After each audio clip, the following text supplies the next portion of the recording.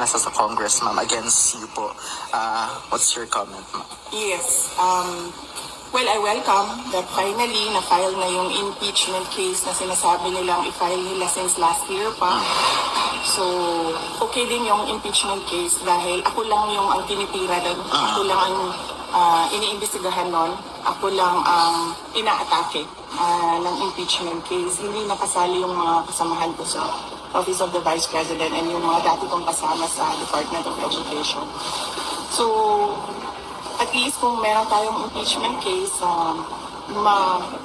masagot na ang final kung ano yung mga inaakusa nila sa akin. Ma'am, yung sabina ng NBI, pupunta po ba kayo on December 11, ma'am, to attend nung papatawag na sa inyo, ma'am?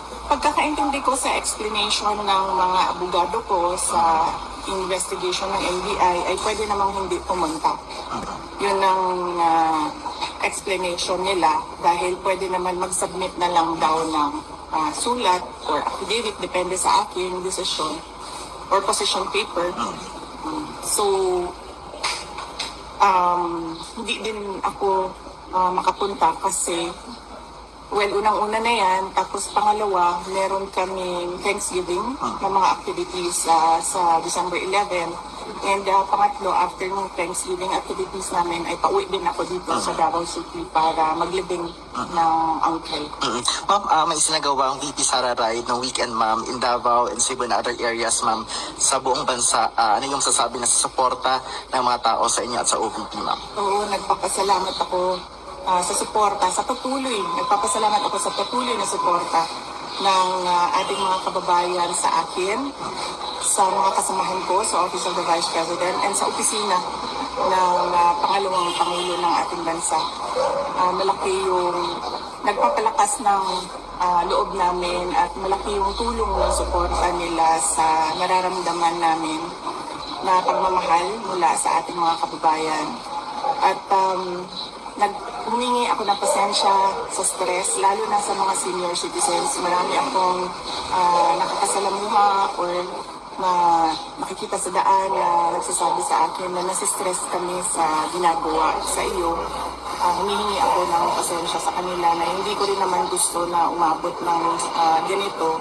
Pero meron talagang panahon sa buhay ng isang politiko na merong mga pinagdadaanan. Kaya humingi ako ng pasensya, lalong-lalo na sa mga senior citizens, sa stress that I caused them. Ma'am, one last. Nagpahayag yung INC, ma'am, na magsaset sila ng rally to support yung inisyu na statement ni Pangulong Bongbong Marcos na hindi dapat na i-pursue ang impeachment against po sa inyo, ma'am.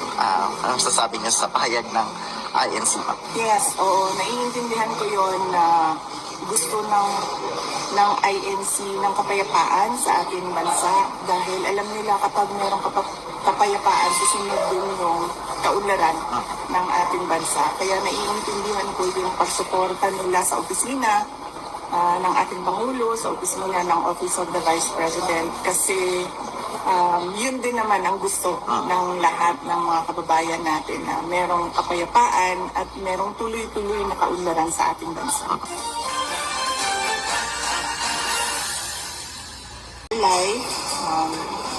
So it will be a relief for the employees of the Office of the Vice President. And well, so far, dahan-dahan naman na bumabalik yung mga tao sa trabaho, except for Yusek Lopez, kasi meron siyang parang 3 weeks na sinabi ng doktor na kailangan niya, meron ata siyang PTSD, post-traumatic stress na disorder.